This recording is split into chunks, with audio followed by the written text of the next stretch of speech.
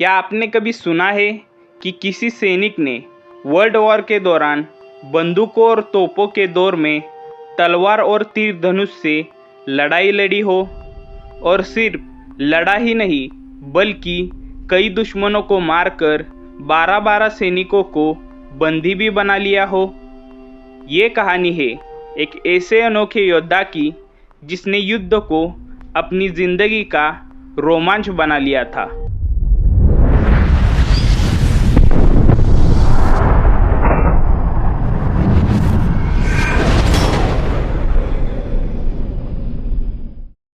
इस अनोखे सैनिक का नाम था जैक चर्चिल, जिन्हें मैड जैक के नाम से जाना जाता था। वे एक ऐसे इंसान थे जिन्हें हर समय कुछ रोमांच करने की लत थी। जब दुनिया में शांति थी तब उन्होंने अपने शौक पूरे करने के लिए 1000 किलोमीटर की बाइक राइडिंग की, बाइक पाइप बजाना सीखा और यहाँ तक कि इंटरनेशनल आर्चरी चैंपियनशिप में इंग्लैंड को रिप्रेजेंट भी किया। लेकिन असली रोमांच तो उनकी युद्ध की कहानियों में छुपा है।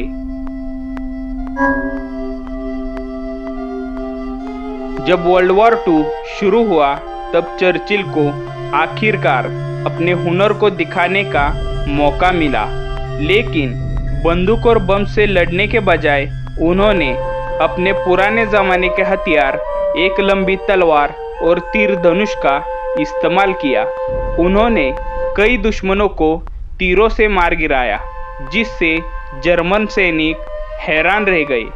वो अकेले तलवार लेकर दुश्मनों पर टूट पड़ते और कहते, कोई भी युद्ध बिना स्टाइल के नहीं लड़ा जाना चाहिए।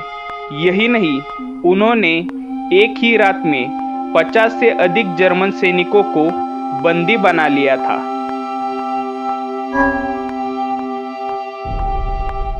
हालांकि उनकी बहादुरी की वजह से जर्मनों ने उन्हें पकड़ लिया और कैदी शिविर में डाल दिया, लेकिन चर्चिल को कैदी बने रहना पसंद नहीं था। उन्होंने अपने 6 साथियों के साथ मिलकर जेल से भागने की योजना बनाई और अपने साहस के दम पर दुश्मनों के बीच से निकल भागे।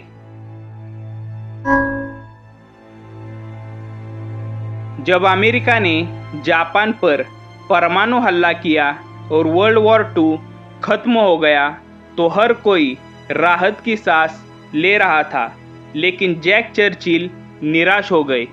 उन्होंने कहा, अगर अमेरिका ने एटम बम न गिराया होता तो मैं और भी लड़ाइयाँ लड़ सकता और ये दिखाता कि उनके लिए युद्ध सिर्फ एक कर्तव्य नहीं बल्कि जुनून है।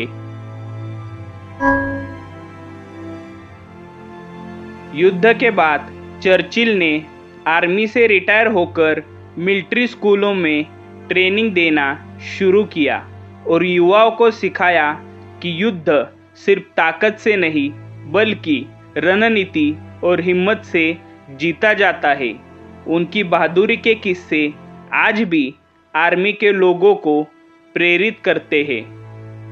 तो दोस्तों, ये थी जैक चर्चिल की कहानी, एक ऐसा योद्धा जो तलवार और तीर धनुष से लड़ाई करता था, जो युद्ध के रोमांच के लिए जीता था। आपको उनकी कहानी कैसी लगी हमें कमेंट में ज़रूर बताएं।